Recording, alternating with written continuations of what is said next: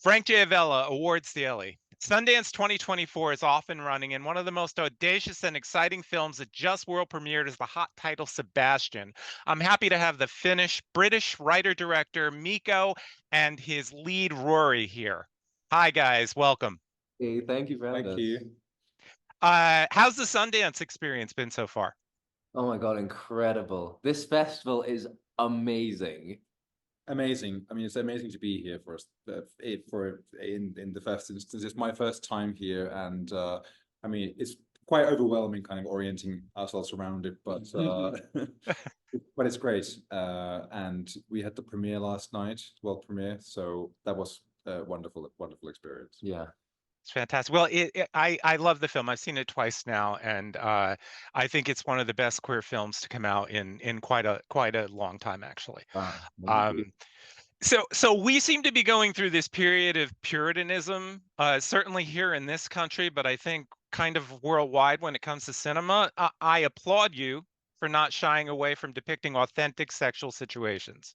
Nice. Thank you. Yeah, I mean, I really wanted this to be a film that just doesn't problematize sex, either aesthetically in cinema or, you know, on story level. It's just, there was never any question about whether we needed to see the sex scenes, whether it was necessary for the story because it's so integral to it, and because it's also, you know, not only is it a story about exploring sex work and of course about writing, but it's also a story about the you know, potentially transformative power of sexuality as well, and of, you know, transgressive sexualities. So of course, yeah, it is crucial to it. Can you speak a little bit about the casting process and how you found Rory? And then Rory, if you could speak a little bit about preparing to play this role. Of course. Yeah, so I mean, we conducted quite a wide search, and you know, it was a process of, you know, a few rounds of auditions and everything. We're working with a wonderful casting director called Martin Ware, and I really wanted to find someone who the audience would have the opportunity to discover Max as he's discovering himself. Someone who was, you know, fairly new to acting, and that we wouldn't kind of have preconceptions about in that sense. But especially, you know, someone who had the power to really communicate Max's inner life, which is so complex, and as a character, he is someone who, you know, doesn't give so much away and holds so much within himself. So from the first tape of Ruaridh that I saw, I just immediately was struck by this incredible intensity and but also vulnerability and precision of just being able to communicate those slightest shifts of psychology so visibly. So I didn't actually know about the casting Yeah. process about that. So that's Yeah. really new, good, cool information to hear.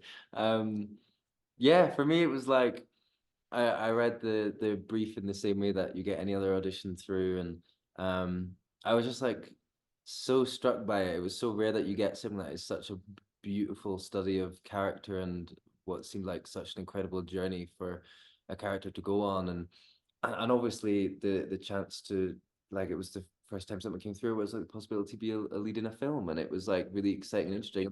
That night I started reading the script and just read the whole script that evening. I was up very, very late, but I couldn't stop, and it was amazing. And I remember getting to the final page of the thing, and I was so moved. I was so profoundly moved, and I was just so happy that this film was being made, and then that I now had the opportunity to maybe get to be this person.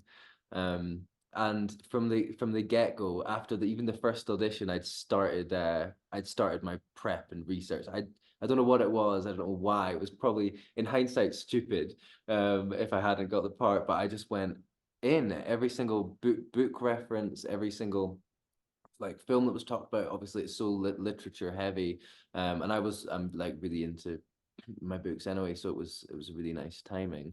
But I just started devouring everything. Every call I had with Mikko, I would ask what Mikko was reading when he was writing the script, what he was watching when he was writing the script. And I just did it. I remember the night before the screen test, I was sitting trying to finish City of Night by John Recchi. I was sitting there at like 2 a.m. flicking through it. And I was like, I must finish this before the screen test. And I was like, no, I should go to bed, but I must finish this. And yeah, and then I had almost I guess almost like a year before we started shooting to really like fall into this character, and it became such a big part of my life, and so like reflecting what I was like the pursuit of art that I was experiencing, having just moved to London to pursue my art, and it was very hand in hand, and everything became very blurred, and I think it really helped with like the living the character and how it was portrayed. It's an amazing transformation, because I saw you in Too Rough. I didn't realize I had seen you in Too Rough, and I couldn't put the two characters together. Do you know what I mean? I mean, Like really impressive. head. It's funny you mentioned Recchi. I had a Recchi quote that I pulled out, which is really weird, because one of the things that you do, Mikko, is in one scene you have an older character use the word prostitute, then he's corrected by a younger character, Dylan Brady, who says sex worker, and then Max says escort. And Recchi recently said he hates the word escort. I mean the word sex worker.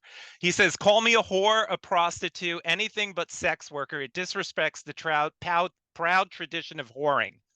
Yeah. So I find it so interesting that in that little section, you managed to start a conversation about that.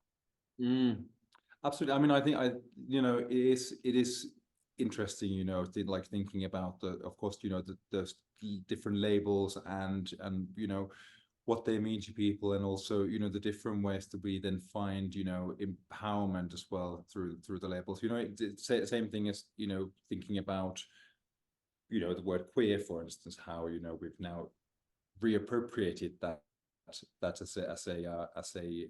a from insult to now a sense of community.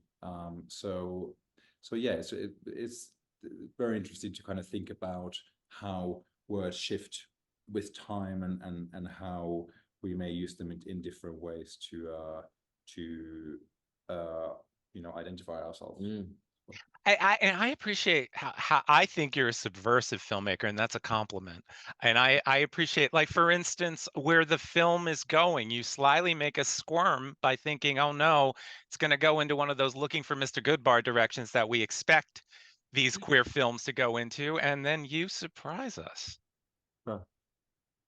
Thank you. Yeah, I mean, that's like that was always the desire to not make another sad sex worker story in that sense, and whilst obviously not whilst not shying away from giving realistic depictions of some of the risks involved, and some of the dangers involved as well, but I just didn't want the film at any point to be questioning the validity of sex work as a choice for someone, or as as a valid thing to choose to do. And I mean, even Max in the film says himself, direct quote, that he doesn't want it just to be another tragic sex worker story.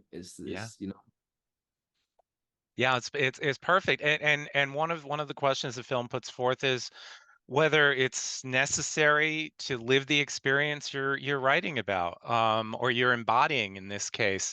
And so many people make that assumption anyway. I'm a writer and I get that question all the time. Oh, that must be from your life. And it's tricky, because I'm guessing a question you'll both be frequently asked now is, how far did you go in your research for the film? I'm not going to ask that. I think it's a ridiculous question, but let's talk a bit about whether it should be important for something to be authentic. No, absolutely. I think like that is the question that the film is thinking about, and I don't propose or supposed to have any clear-cut answer to it, in that sense. That I think, I mean, I did want it to feel authentic. I did do research. I did talk to a lot of people, and I did kind of study the websites and everything in close detail, and try to make sure that the representation was grounded in reality of 2020s London and the queer community and accurate depiction, an accurate idea of sex work. But and of course, you know, it is also the film is also very much about the idea of authenticity and the idea of authenticity in your own life as well, and your selfhood, and how that then relates to one's writing. And I guess one interesting question as well that we might pose ourselves as writers as well is, you know, if kind of seeking to write autofiction, or like knowing that that you are going to be working on something that if knowing that you're going to be creating art out of the things that happen around you or to you or something, does that mean that you then lead your own life in a way where you are making choices that have some kind of with reference to your work, in the way that would you choose your life choose to live your life in a more interesting way, to have something to write about as well? So the film is very much made to kind of pose those questions more than, you know, give clear-cut answers, but I'm very interested in that kind of space, I suppose, you know, between an artist's work and their life, and the interactions that happen there. Well, Ruaridh, for you, I mean, how immersive are you? You know, as an actor. It's a question I ask a lot of actors. You know, can you turn on and off when, you know, they say cut, or do you take a little bit of it home with you? I think you're always going to take a little bit of it home with you, depending on the role. Like, for example, a role like this, right? Especially since it was prep for such a long time, and when I moved to London, it was the exact, like, I got the role as I moved to London, so there wasn't a single person I met. There wasn't a day in my life in London that I wasn't preparing for this film. So really, for me, it was the preparation becoming so tied up in my own life, and rewriting the character to be from Edinburgh as well, which is where I'm from, like blurred lines completely. And it did, like, when we yell cut, I do turn off. I think every actor should be able to, after cut, be themselves around the cast and crew, even just for the benefit of the rest of the cast and crew. Do you know what I mean? But to be able to go home and go to bed as yourself. But in those experiences, I mean, when we finished the film, I went through like a full existential like moment. My identity was so tight. My identity, especially in London, was so tied up in the development of this film and becoming this character. So it was like I had to go through this breakup and figure out again what I would do on a day where I wasn't reading a book in Max's mind. Like, Wow. It's so interesting. Could we speak a little bit about the intimate scenes, and did you allow your actors to, you know, take part in the discussion about how they were going to be filmed? And how they like we I think our kind of first approach to the intimate scenes was, I mean, obviously I had written them in quite a lot of detail in the script, and then yeah, as we kind of did this deep dive analysis of the whole script, those, as with, you know, all of the other scenes as well, we really talked about, you know, all of the motivations here. What is this saying? What are the character dynamics? How would be the best way to get that across, acting wise, character wise? So yeah, I think like that began the process of work of crafting them. Then, you know, already even before our intimacy coordinator came on board as well, and then we had a round of rehearsals before shooting, kind of mapping them out, beginning to map them out, and kind of building a blueprint that we would then have kind of ready for the shooting day. And a blueprint as well, where every like touch or everything that was comfortable and approved by both actors, that felt safe. And we had like Rufai, our intimacy coordinator, we did these sessions. It was maybe like 20 minutes together, and you go through maybe even on different days where touch feels safe, you'd be like, this is good today. Yeah, good, good, good. But it was completely open for maybe on the day of filming, maybe touching here is not good. And it was something that we had to be really aware of and talk about. But they could build a like a safety and a comfort between actors that was just wonderful. I felt so safe and I trusted everyone. And Ikar DOP, he's such a beautiful cinematographer, and his eye, I trusted it from day one. You know, I never was worried about what was being seen. Oh, it's gorgeously shot, and you in particular in close up. You know, I mean, what you do with the close up is impressive. Thank you. Welcome. Very, yeah, I mean, like that's exactly what kind of, yeah, what I saw on that first casting tape is, you know, just the, you know, the expressivity of, you know, the eyes and, you know, that how much inner life you're able to convey there. And it was so essential because I always knew that the film would be, you know, being a character portrait, being so much close up as well. So you know, that's such a skill. Thanks. And Mikko, you have a great eye for that because Moment in the Reeds, you know, you had two wonderful, you know, actors as well. I want to ask you a little bit about that. That was your first feature, and can you contrast how difficult it might have been to get it made versus Sebastian? Well, there were two very different processes in that sense, that the first film was really done kind of DIY without any institutional support or without anyone knowing that we were making the film. So whereas this one, I mean, this was quite a step forward in the sense that I worked for the first time then with, you know, with you know, great help from the BFI, who developed the script with me, and you know, where the lead financiers on the film. But I've then really went through the kind of more traditional process of developing and financing and doing all of those things.